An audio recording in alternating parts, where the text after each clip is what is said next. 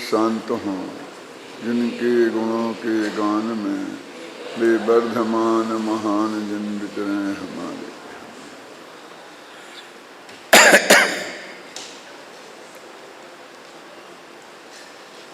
अभी तक बार बार ये सिद्ध करते आ रहे हैं वर्णादि से लेके गुणस्थान पर्यंत जितने भाव हैं उन सभी भावों का जीव के साथ तादात्म्य संबंध नहीं है। तो शिष्य का प्रश्न है कि तादात्म्य संबंध क्यों नहीं है। असलियत में थोड़ी गहराई में जाएं तो वर्णादि के साथ कदाचित किसी को विकल्प ज्यादा न हो, लेकिन रागादि के साथ तो क्षणिक तादात्म्य माना ही जाता है ना। शास्त्रों में भी लिखा है गुणस्थान आदि के साथ में क्षणिक तादात्म्य संबंध है। इसलिए ये प्रश्न अकेले वर्ण के संदर्भ में नहीं है, 29 प्रकार के भावों के संदर्भ में ये प्रश्न है कि तुम बार बार कह रहे हो कि तादात्म्य संबंध नहीं है, इसलिए ये पुद्गल है और इनका इनके साथ तादात्म्य संबंध है, जीव के साथ तादात्म्य संबंध नहीं है। तो उस प्रश्न का जवाब वे आगामी 4 गाथाओं में दे रहे हैं।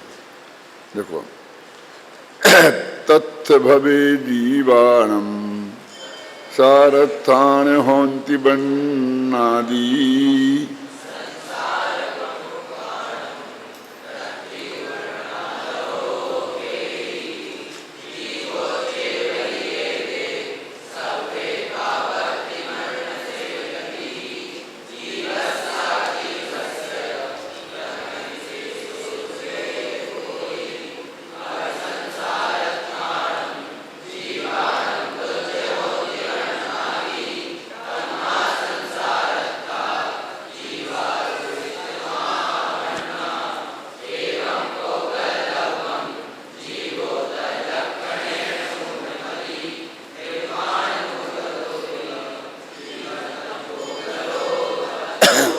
पिछली गाथा की टीका में ये कहा था कि जो हमने वर्ण पर घटा के बताया है उसे 29 प्रकार के भावों पर घटा लेना। इसलिए ये प्रश्न 29 भावों के बारे में है। इसका उत्तर गाथाओं में बहुत स्पष्ट तरीके से दिया गया है और टीका में भी लगभग वो ही है, ज़्यादा अंतर नहीं है, कोई विशेष तर्क भी नहीं है। इसलिए अब गाथाओं का पाठ करेंगे। पद्यानुवाद का बहुत सरल है, तो सब उस पे अर्थ पे ध्यान देना तो उसका उत्तर उसकी समझ में आ जाएगा। हाँ, जो जीव हैं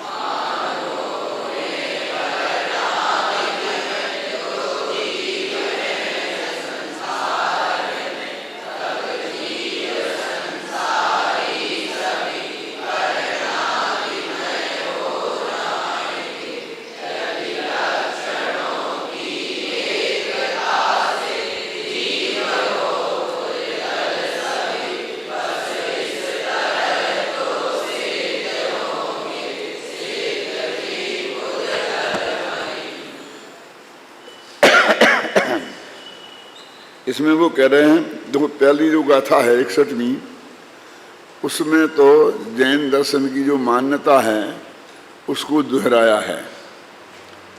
माने इसके संदर्भ में विचार करना है कि जो जीव हैं संसार में वर्णादि उनके भी कहे, जो व्यवहार से वर्णादिक जीव के कहे जाते हैं, तो संसारी जीवों के बारे में ही ये कथन है, सभी जीवों के बारे में ये कथन नहीं है ना।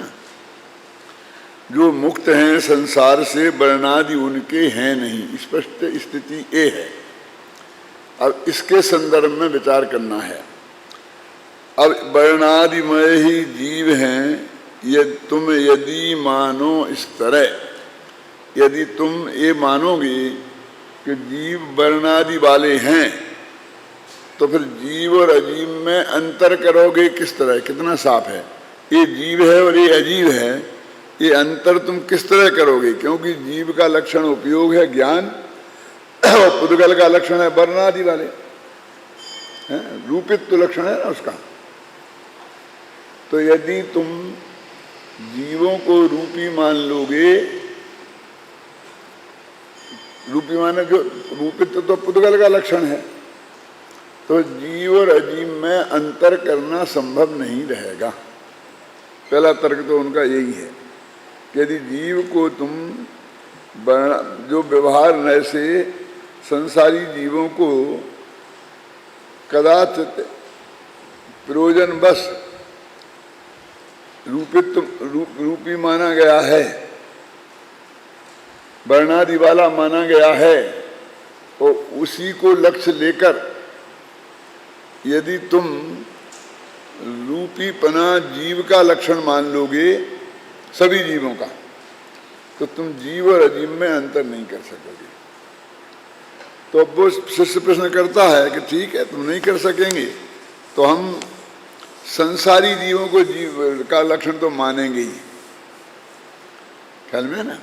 देखो, मानो उन्हें वर्ण आदि मय जो जीव हैं संसार में, तुम ये कहोगे तुमने उनको कहा है तो हम उनको मान लेंगे संसारी जीवों को, तब जीव संसारी सभी वर्णादिमय हो जाएंगे।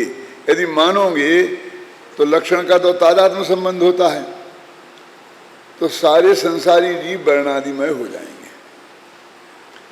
और जब ये संसारी जीव वर्णादिमय हो गए तो वे ही तो मोक्ष में जाएंगे ना। तो जो यहाँ वर्णादिमय थे वहाँ वर्णादि से रहित कैसे हो जाएंगे? वो तो उनका लक्षण था, तो अपना आत्महत्या करके जाएंगे क्या भी? जैसे बुद्धादि गुणोच्छेदा मोक्षा, वैशेषिक आदि मानते हैं बुद्धि आदि गुणों का नष्ट हो जाना वो मोक्ष है, तो कहते ऐसा मोक्ष हमें नहीं चाहिए। तो यदि लक्षणों की एकता से जीव हों पुद्गल सभी, क्योंकि लक्षण तो एक ही होगा ना जीव का, और तुमने मान लिया रूपी, तो ये भी मानना पड़ेगा सिद्ध भी रूपी हैं। बस इस तरह तो सिद्ध होंगे सिद्ध भी पुद्गलमयी, इस तरह तो सिद्ध भगवान भी पुद्गलमयी सिद्ध हो जाएंगे। कहने का मतलब है किसी अपेक्षा से यदि संसारी जीवों को हमने रूपी मान लिया है, कह दिया है, और उसका हट करके, क्योंकि जीव का लक्षण तो एक होगा, तो वो ही लक्षण सिद्धों का भी होगा, तो सिद्ध भी रूपी हो जाएंगे, तो जीव जीव में अंतर भी नहीं कर सकोगे, और सिद्धों को भी रूपी मानना पड़ेगा। तो इतना सा तर्क इन चार गाथाओं में दिया गया है, और उसी को इन्होंने टीका में दोहराया है। अभी अपन कहते हैं, देखो लक्षण किसे कहते हैं? पहचान की चिन्ह को लक्षण कहते हैं, है ना? वो तुम्हारा अतिव्याप्ति, अव्याप्ति और असंभव दोष से रहित हो, वो लक्षण है। वो न्याय के विशेषज्ञों के लिए बहुत बढ़िया है, और उसमें ये सब दोष घटाते फिरो तुम, कैसे अतिव्याप्ति दोष है, अव्याप्ति दोष है, कि असंभव दोष है ना? लक्षण दो प्रकार के भी कहे ना, आत्मभूत और अनात्मभूत। तो अनात्मभूत भी तो लक्षण माने गए हैं ना। अनात्मभूत माने जैसे कि अपन कहते हैं टोपी वाले, यदि 1000 आदमी खड़े हैं उसमें एक आदमी ने टोपी लगाई हो, तो हम टोपी से भी उसे पहचान का चिन्ह बना लेते हैं ना, तो उसे अनात्मभूत लक्षण कहते हैं। अब इसकी वजह से हम, क्योंकि वो जीव है और वो टोपी वाला है, तो सभी जीव टोपी वाले और टोपी वाले जीव का लक्षण बना लेंगे। सिर्फ उस वक्त के प्रयोजन की सिद्धि के लिए हमने कहा, टोपी वाले भाई साहब इधर आना, क्या ख्याल में है ना?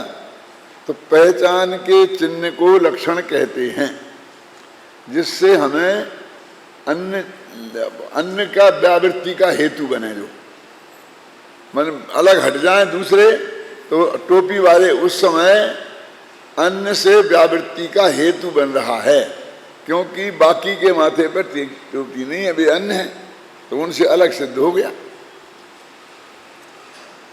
तो वो कहते जब हम जीव को पहचानते हैं संसारी अवस्था में भी, तो ज्ञान चिन्ह से पहचानते हैं कि रूप से पहचानते हैं? बोलो, ये गोरा भूरा हो, नीला काला हो, तो उसे जीव कहते हैं, ऐसा पहचानते हैं, हैं?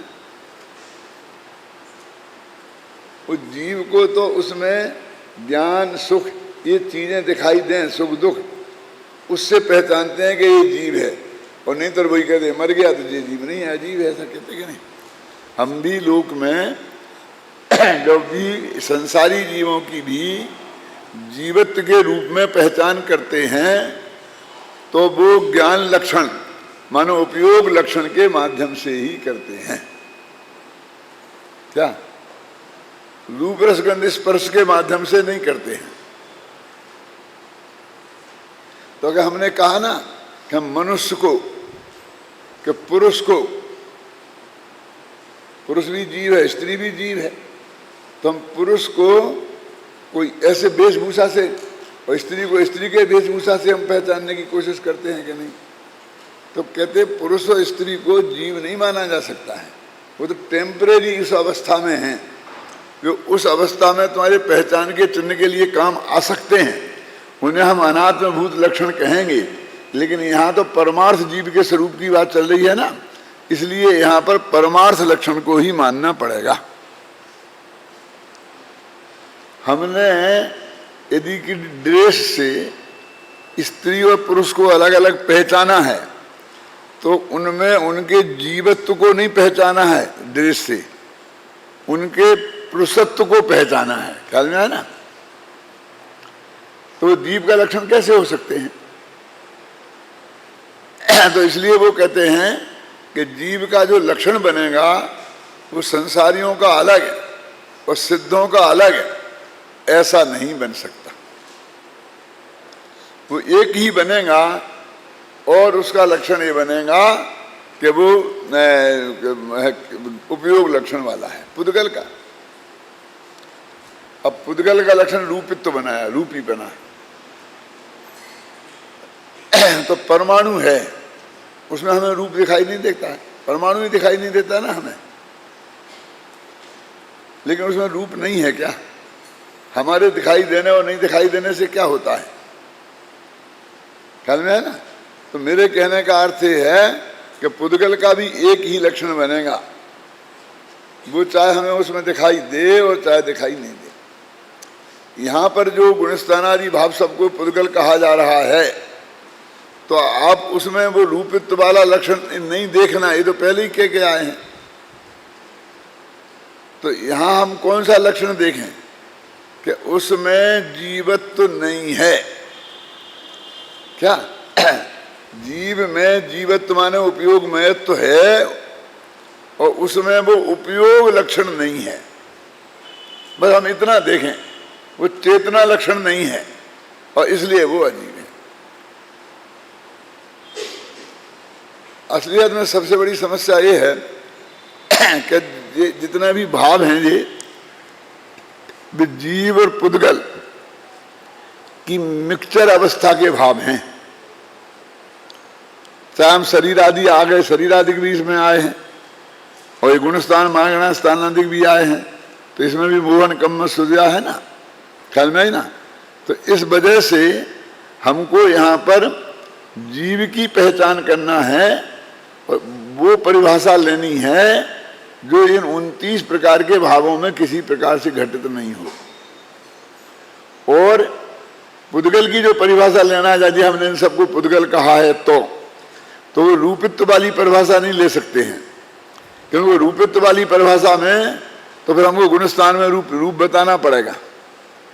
तो कहते हैं हमारा यहाँ उद्देश्य अजीवत्व की परिभाषा लेना है। अजीवत्व का हो चाहे उसको हम पुद्गल कह रहे हैं यहाँ पर, कि जीव की जो परिभाषा है वो इसमें उस रूप में नहीं पाई जाती है जो निगोध से लेकर मोक्ष तक पाई जाती है सामान्य ज्ञान दर्शन, इसलिए इन सबको हमने अजीब कहा है। देखो टीका भी पढ़ लेते हैं। जो वस्तु सर्व अवस्थाओं में जिस भाव स्वरूप हो और किसी भी अवस्था में उस भाव स्वरूपता को न छोड़े, उस वस्तु का उन भावों के साथ तादात्म्य संबंध होता है। ये तादात्म्य संबंध की परिभाषा बताई उन्होंने।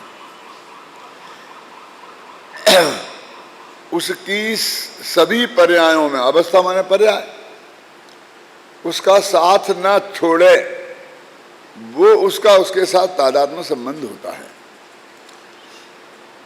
लोक में भी हम देखते हैं ना कि एक आदमी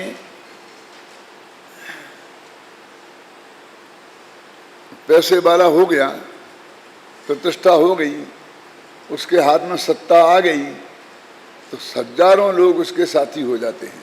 हो जाते कि नहीं हो जाते? और वो सत्ता जाते ही वे सब कहाँ गायब हो जाते हैं पता नहीं चलता है।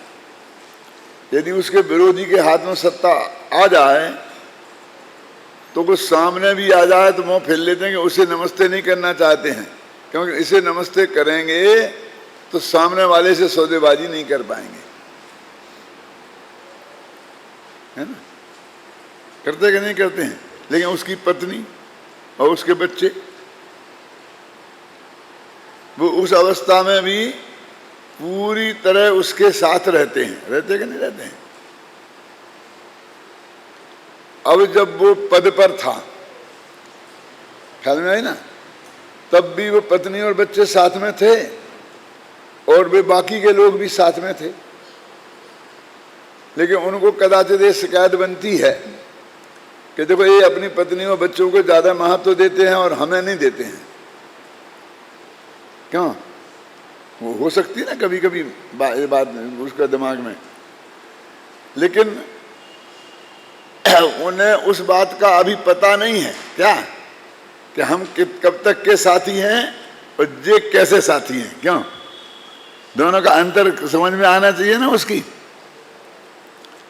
और वो पति के दिमाग में वो है कि सुख दुख के दोनों के साथी ये हैं, और वो जो यदि उसके हाथ से दुख की अवस्था आ जाएगी तो ये बाकी के साथ छोड़ के चले जाएंगे।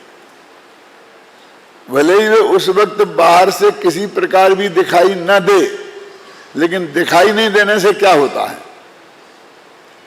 निगोदिया जीव के ज्ञान बिल्कुल दिखाई नहीं देता, इसलिए तो बहुत से जीव उन्हें जीव मानने को तैयार नहीं होते हैं। क्या?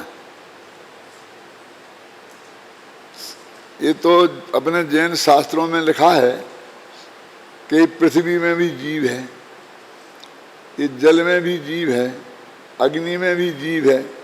अब अग्नि में जीव कैसे रह सकता है? वो तो जल जाएगा, मर जाएगा। क्यों? वायु में भी जीव है, वनस्पति में जीव है।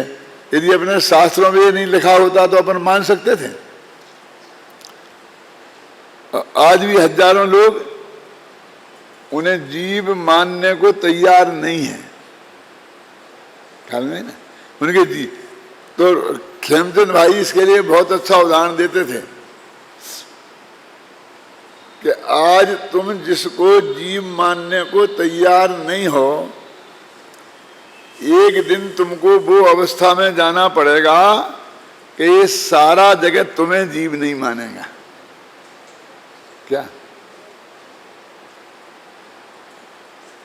इसका क्या अर्थ है कि जीव तुम में जीव है ऐसा व्यवहार नहीं करेगा। जड़ पत्थर है ना, अब उनसे अजीब समझ के इसके साथ ऐसा ठोक देते, बेचारे कुछ भी कर देते, लेकिन एक कीड़े को तो ऐसा नहीं कर सकते ना, क्योंकि आप उसे जीव मानते हो। बहुत से लोग ऐसे भी हैं कि उन्हें भी जीव नहीं समझते। अब मैं थोड़ा और बारीकी में जाता हूं। गाय, भैंस, कुत्ते, बिल्ली, घोड़े, इन्हें तो सब जीव मानते हैं, है ना? जैनी तो मानते ही मानते हैं। लेकिन मैं आपसे कहता हूं कि आप जैसी कुचेष्टाएं किसी पुरुष और महिला के सामने नहीं कर सकते हैं, ख्याल में है ना। जब आप वैसी कुचेष्टाएं ये खड़े होते हैं तो आप करते हैं कि नहीं करते हैं? इसका क्या मतलब हुआ कि आपने यदि उनको जीवत्व का सम्मान दिया होता तो ऐसे कुचेष्टा आप उस वक्त भी नहीं करते।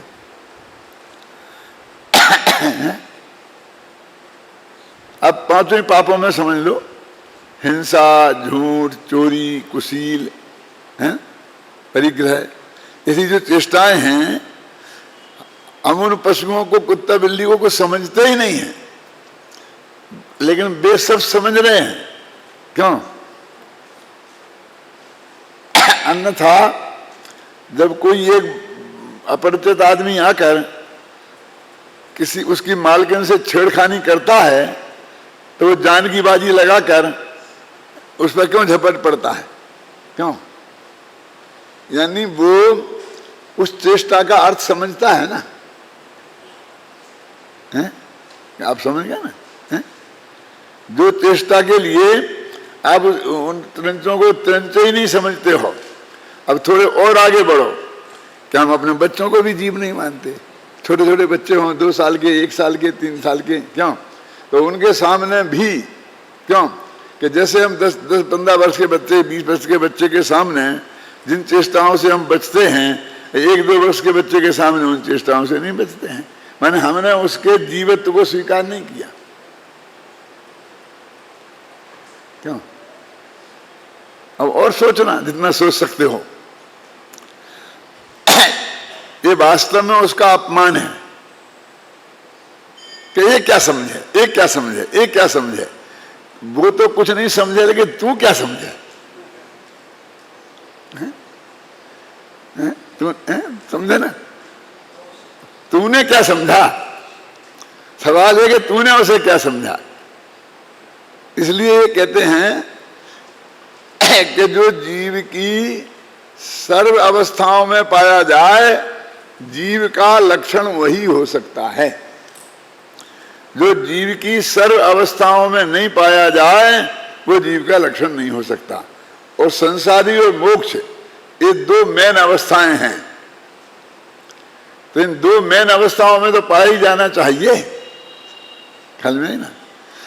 अब ये वो जो लक्षण है जो सिद्ध अवस्था में भी पाया जाएगा, वे वर्णादि से लेकर गुणस्थान पर्यंत ये जितने भाव हैं, ये सभी उन भावों में नहीं पाया जाएगा ना। क्या मेरे समझ में आया ना क्या कह रहा हूं मैं? है? ये क्योंकि सिद्ध में, वो सिद्ध में पहुंच गया, तो यदि गुणस्थान रहे सिद्ध में तो गुणस्थान का लक्षण सिद्ध में घटित होगा। तो इन 29 प्रकार के भावों से कि जिन लक्षणों से पहचान है, वे कोई भी लक्षण सिद्ध अवस्था में नहीं पाए जाएंगे, नहीं पाए जाते हैं। इससे मालूम हो गया कि वो सिद्ध ये जीव के लक्षण नहीं हो सकते। समझ आए ना आपकी? और वो ये कहते हैं कि तुम यदि ऐसे भेद डालने की कोशिश करोगे कि अब संसारी का लक्षण अलग मानेंगे और सिद्ध का लक्षण अलग मानेंगे, तो व्यवहार से तो जैन दर्शन में ये बात स्वीकार की है। संसारी का अलग और सिद्ध का अलग, फिर संसारी में भी मनुष्यों का अलग और देवों का अलग, नारकियों का अलग, और ऐसे लक्षण माना है कि नहीं, त्रिंचों का अलग, और मनुष्यों में स्त्री का अलग, पुरुष का अलग, नपुंसक का अलग है।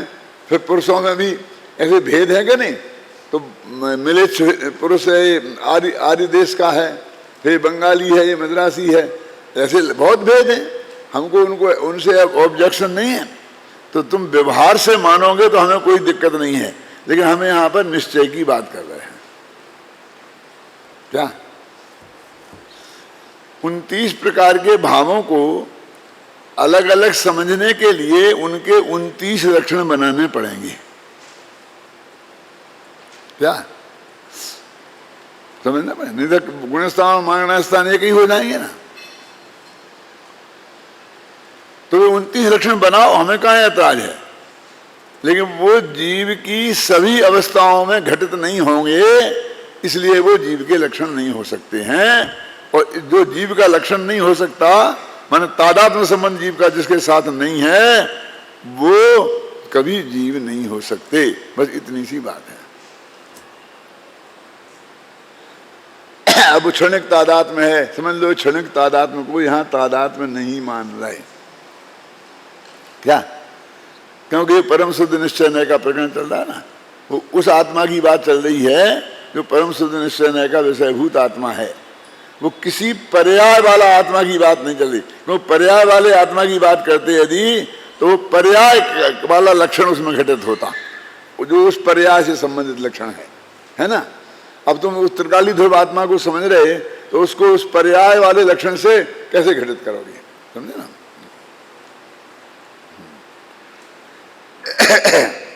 यद्यपि पुद्गल अपनी सभी अवस्थाओं में वर्णादि स्वरूपता से व्याप्त होता है और वर्णादि स्वरूपता की व्याप्ति के साथ से रहित होता है, इसलिए पुद्गल का वर्णादि के साथ तादात्म्य संबंध है। अब वर्णादि कह दिया ना इनने, तो जिस पुद्गल का मैं वर्ण है वर्ण ले लेना, और जो गुणस्थान को वर्ण नहीं है तो उसको वैसा लक्षण ले लेना। आदि कह दिया ना, आप सुने ना। यद्यपि जीव संसार अवस्था में कथनचित वर्णादि स्वरूपता को प्राप्त होता है।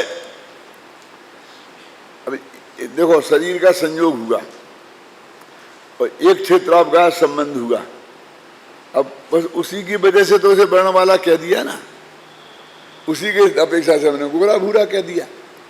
तो ऐसा क्यों कह दिया? फिर हम धोखे में पड़ गए। तो बोलो, ये सारा मनुष्य व्यवहार कैसे चलता? कि नहीं चलता तो नहीं चलता, कि ऐसा कह देने से थोड़ी काम चलता है। अकेला मनुष्य व्यवहार नहीं, आगम व्यवहार भी है। 2 गोरे 2 सांवले 2 हरियल 2 लाल और बाकी कंचन वर्ण हैं। ये बात कहां से आती? तीर्थंकरों के बारे में है ना, और आगम में कहा है। क्यों? और ये तो बहुत स्थूल कथन है। अभी क्लास में बता रहे थे ना, शांति जी बता रहे थे कि वो जो आप 5 वर्णादि 4-5 कलर हैं, है ना, रंग 5 हैं, लेकिन ये रंग कौन सा है? वो 5 में नहीं आता है। तो और हजारों अनंत भेद हम कर लेते हैं ना, उनके मिक्सचर मिला करके अनंत भेद हो जाते हैं ना। तो ऐसे इनमें भी अनंत भेद हो जाते हैं। एक एक पर्याय को जोड़ो तो जितनी पर्यायों को जोड़ो तो उतने लक्षण हो जाएंगे। पर्याय की तरफ से लक्षण को जोड़ेंगे, लक्षण में पर्याय को जोड़ेंगे तो जितनी जो पर्याय जुड़ेंगी उसके हिसाब से उसके लक्षण बदलते जाएंगे। तो उससे जीव का निर्णय कैसे होगा? और उन्होंने बोल दिया 2 गोरे 2 सांवले। गोरे का क्या मतलब होता है बोलिए? एक गोरे तो अपने देश के हिसाब से है ना, थोड़े से ही होते हैं, उन्हीं को अपने देश के हिसाब से अपन गोरे में गिनते हैं। और वो अमेरिका में और इंग्लैंड में चले जाएं तो भी उन्हें काले लोगों में से गिनते हैं। उनका नाम काले लोग रखते कि नहीं रखते? बोलिए, गोरे का क्या मतलब है? अपन जिनको काले कहते हैं यहाँ और अफ्रीका में चले जाओ तो अफ्रीकन लोग उनको गोरे कहते हैं। वो गोरे और काले में अब तुम कौन सा रंग लगाओगे तीर्थंकर के? मतलब जिस रंग का पत्थर मिल जाएगा उस रंग का लगा देगा और कह देगा यही होता है। सांवले का अर्थ काले कहाँ होता है? कहाँ? काले काले काले में तो कितना फर्क होता है। ये बालों जैसे काले भी होते हैं, समझिए ना। तो सांवले के भी क्या अर्थ लगाएंगे? अपन एकदम नेमिनाथ को एकदम ऐसा काला कलूटा, बिल्कुल काला काजल जैसा बना दें, क्यों? बाकी कंचन वर्ण सोने जैसा बना दें, ऐसा चलेगा? अरे वे तो जो थोड़ा वैसे अपन थोड़ा बहुत फर्क होता है ना, और उसी में ये सब भेद कर लेते हैं, क्यों? अभी अपन ने आजकल अपने 2 ही भेद कर रखे हैं अपन ने, बस गोरे व सांवले, गोले व सांवले। क्यों?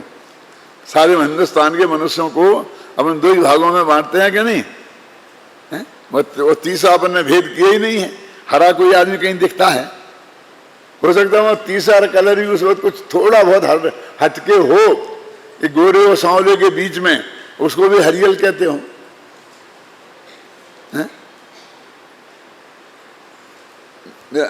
कुछ होते हैं सूर्यमुखी जैसे, वो होता है ना चेहरा एकदम अलग। मेरे कहने का मतलब ये है कि ये तो सब शास्त्र की भाषाएं हैं, उनने पुराने जमाने के वो कलर बना के अपन को नहीं दिए। और मूर्तियों के जो कलर हैं, तो संगमरमर वाले को जो पत्थर जिस कलर का मिल गया बस उनने वो बना दिया, और हमारी समझ में आने लग गया कि नेमिनाथ ऐसे होंगे क्या, और फलाने ऐसे होंगे, फिर हरे हरे हरे होंगे क्या। इन कलरों को तो हम पहचानते हैं, फिर भी जिस अर्थ में उन कलरों का प्रयोग उन आचार्यों ने किया है, हम अच्छी तरह से उसको पहचानते हों, ये बात नहीं है। इसलिए हमको ज्यादा उस आग्रह में नहीं फंसना चाहिए क्या कि ये काले ये गोरे ऐसे इनको ये बनाना ठीक है, एक प्रतीक के रूप में बना लिया। हजारों कलर के लोग होते हैं ना मनुष्यों में, भेद। दो आदमी का कलर नहीं मिलता है। तुम 150 विद्यार्थी हो, तुम दो का मिला के बता दो मुझे, 150 विद्यार्थी 150 कलर के होंगे, और हमें तो दो ही में बांटना है बस। कुछ को गोरे कह देंगे, कुछ को काले सांवले कह देंगे, और बीच में कुछ के बारे में हम निर्णय नहीं कर पाएंगे। क्या कुछ के बारे में हम निर्णय ही नहीं कर पाएंगे कि क्या है। इसलिए कहते पर्यायों के साथ द्रव्य के लक्षण को नहीं बांधा जा सकता है ना। यद्यपि जीव संसार अवस्था में कथनचित वर्णादि स्वरूपता को से व्याप्त होता है, और वर्णादि स्वरूपता की व्याप्ति से रहित नहीं होता है, तथापि मोक्ष अवस्था में तो सर्वथा वर्णादि स्वरूपता की व्याप्ति से रहित होता है। क्या रोजाना समझ जाती है? वर्णादि भावों के साथ किसी भी प्रकार से तादात्म्य संबंध नहीं होता। देखो इन लगा कि वो हमेशा हमेशा वर्णादि रूपता के साथ रहता है संसार अवस्था में। इसका क्या अर्थ है कि उसी वर्णादि के रूप में नहीं रहता है, लेकिन किसी ना किसी वर्णादि के रूप में रहेगा। उसी गुण स्थान में नहीं रहेगा, लेकिन किसी ना किसी गुण स्थान में तो रहेगा ना, समझे ना। उसी मायगुणा में नहीं रहेगा, लेकिन किसी दूसरी मायगुणा में रहेगा, लेकिन मायगुणा में तो रहेगा ना।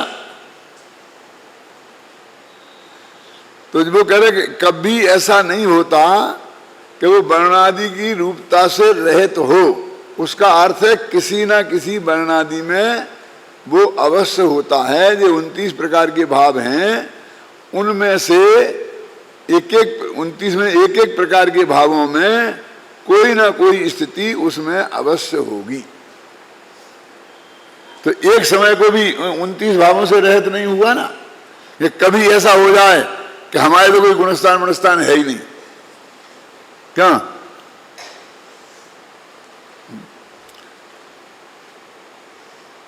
एक बहुत बड़े आदमी सेठ थे, बहुत बड़े जैन समाज के सबसे बड़े सेठ गिने जाते थे। वो स्वामी जी के पास पहुंचे और बहुत दुनिया भर की बातें की। मैं उसकी बात नहीं करता हूं। और फिर एक स्वामी जी ने कहा, सेठ इन बातों से क्या फायदा है, कुछ आत्मा को समझो, ये बात समझो, ये ऐसा ऐसा समझो। क्यों? तो कोई गुणस्थान की बात चली होगी, तो गुरुदेव ने, तुम गुणस्थान तो जानते हो, तुम्हारा कौन सा गुणस्थान है? कहने महाराज मैं तो कुछ नहीं जानता, मेरे तो कोई गुणस्थान फुणस्थान है नहीं। क्या? अरे भाई कोई नहीं होगा तो पहला तो हो गई। क्या कोई नहीं है का मतलब क्या? पहला गुणस्थान तो आपके, कि महाराज पहला हमारा कैसे हो सकता है, पहला तो आपका होगा। हमारा नंबर कहाँ पहले पहले में आता है? होगा तो अंत का होगा सबसे। चल तुम्हारा क्यों बोले यही पता नहीं है कि पहला गुण स्थान अच्छा होता है कि अंतिम गुण स्थान अच्छा होता है, और जीव गुण स्थान से रहित कभी हो सकता है कि नहीं हो सकता है। तो गुरुदेव ने कहा कि दिक्कत तो यही है कि जिसको अभी इतनी खबर नहीं है वो इस धार्मिक समाज को चलाना चाहता है, उसके आदेश से धार्मिक समाज चले, ये धार्मिक क्रियाएं प्रवृत्तियां भी उसके हिसाब से चलें, तो वो समाज का क्या होगा?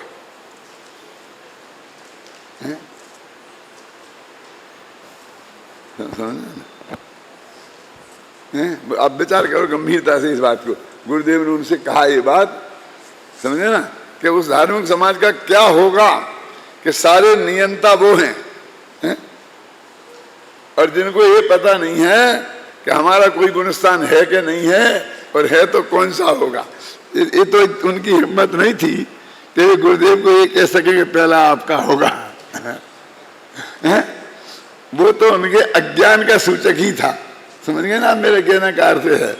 तो ऐसे ही इस समाज की, देश की सारी स्थिति ऐसी है ना। यदि कोई ऐसा दुरभिनिवेश रखे, दुरभिनिवेश बोलते हैं उल्टी मान्यता, हट कि नहीं साहब हम तो मानेंगे, हम तो मानेंगे, क्या रखे? जीव का वर्णादि के साथ तादात्म्य है, हम तो ऐसा मानेंगे, ऐसा दुरभिनिवेश माने हट रखे जबरदस्ती, तो उसमें निम्नांकित दोष आता है। जिस प्रकार क्रमशः आविर्भाव और तिरोभाव को प्राप्त पर्यायों से पुद्गल का वर्णादि के साथ तादात्म्य माना जाता है, यदि इसी प्रकार क्रमशः आविर्भाव और तिरोभाव पर्यायों के से जीव का वर्णादि के साथ तादात्म्य मानेंगे तो उनके मत में जीव भी पुद्गल हो जाने से जीव का अभाव हो जाएगा। अब ये आविर्भाव तिरोभाव ये चक्कर लग रहा होगा आपको, कुछ नहीं है। सीधी सच्ची बात है कि पर्याय प्रकट होती है, उसका नाम है आविर्भाव, और वो पर्याय फिर नष्ट हो जाती है, उसका नाम है तिरोभाव। तो कहते हैं कि अनादिकाल से लेके अनंत काल तक, माने मोक्ष में भी पहुंच गया तब तक पर्याय आती जाती रहेंगी। और यदि वर्णादि जो लक्षण है उस लक्षण को जीव की सभी पर्यायों के साथ तादात्म्य मानेंगे तो सिद्ध भी वर्णादि वाले हो जाएंगे। क्या? सिद्ध भी वर्णादि वाले हो जाएंगे। तो जीव भी पुद्गल हो जाने से, क्योंकि ये लक्षण तो पुद्गल है का है, जीव का अभाव हो जाएगा, क्योंकि वही लक्षण पुद्गल का और वही लक्षण जीव का। तो जीव और पुद्गल दोनों एक हो जाएंगे। माने कौन? सामान्य दृष्टि से, विशेष दृष्टि से तो पुद्गल में भी फर्क है ना, ये कार्मान वर्गना है, ये तेजस वर्गना है, ये आहार वर्गना है, आहार वर्गना कार्मान वर्गना रूप नहीं होती, वो अंदर भेद रहे वो अलग बात है। लेकिन उस दृष्टि से ये जीव और पुद्गल एक हो जाएंगे, इसका अर्थ पुद्गल ही, लक्षण तो वर्णादि पुद्गल का है ना, तो सारा पुद्गल ही पुद्गल रहेगा, जीव का अभाव हो जाएगा। यदि उपयोग मान लेते पुद्गल का लक्षण तो पुद्गल का अभाव होता, जीव का अभाव नहीं होता। समझ गए? संसारी जीव का वर्णादि के साथ तादात्म्य मानने पर भी इसी प्रकार का दोष आएगा। जिसका यह अभिप्राय है कि संसार अवस्था में जीव का वर्णादि भावों के साथ तादात्म्य संबंध है, उसके मत में संसार अवस्था के समय जीव अवश्य ही रूपित्व को प्राप्त हो जाएगा, वो रूपी हो जाएगा जीव। और ऐसी स्थिति में पुद्गल के समान जीव भी रूपित्व लक्षण से ही लक्षित होगा। तो संसारी जीवों को उपयोग लक्षण से नहीं पहचान सकेंगे, और जिसमें रूप रंग होगा उसे हम जीव मान लेंगे। तो जो अजीब है फिर इसको भी हम जीव मान लेंगे, टेबल को भी जीव मान लेंगे। ख्याल में आ गया ना? ऐसा होने पर मोक्ष अवस्था में भी पुद्गल ही जीव सिद्ध होगा, उससे भिन्न कोई जीव सिद्ध नहीं होगा, क्योंकि प्रत्येक द्रव्य सदा ही अपने लक्षण से लक्षित अनादि अनंत होता है। ऐसा होने पर संसार अवस्था में वर्णादि का जीव के साथ तादात्म्य मानने वालों के मत में भी पुद्गल से भिन्न कोई जीव न रहने से अवश्य ही जीव का अभाव सिद्ध होता है। देखो 2 लाइन में इसका सार लिखा है। उक्त संपूर्ण कथन से यही स्पष्ट होता है कि जीव का वर्णादि 29 प्रकार के भावों के साथ न मोक्ष अवस्था में तादात्म्य संबंध है और न संसार अवस्था में। अतः ये सभी पुद्गल रूप भाव निश्चय से जीव से भिन्न ही हैं। इतनी बात आपके ख्याल में आ गई तो चारों गाथाओं का भाव आपके ख्याल में आ गया। लेकिन ये विद्यार्थियों पे लागू नहीं होगी। इनको तो वो सारे तर्क समझने होंगे। जिन्हें सिर्फ समझना है उनके लिए तो इतना ही पर्याप्त है। समझे ना, आत्मा का कल्याण इतने से ही हो सकता है। लेकिन जिन्हें समझने के साथ समझाना भी है, समझे ना, उन्हें वो सारे तर्क वितर्क उनके ख्याल में आना चाहिए कि किस दृष्टि से ये बात की गई है। अध्यात्म ग्रंथों में सबसे बड़ी दिक्कत यही आती है कि आध्यात्मिक दृष्टि से जो कथन होता है वो सैद्धांतिक दृष्टि से कुछ अलग होता है, और हमको फिर वो ऐसा बड़ा अटपटा लगता है। और इसलिए सारे समाज में, जो सारे समाज में जो विद्वान लोग भी हैं, साधु संत भी हैं, वो सिर्फ सिद्धांत शास्त्रों के पाठी हैं, अध्यात्म शास्त्रों के पाठी नहीं हैं। और हैं तो उनने ऊपर से पढ़ा है, तो इन बातों का विरोध का सामना करना पड़ता है। इसलिए सारे तर्क वितर्क उनके ख्याल में अवश्य रहना चाहिए।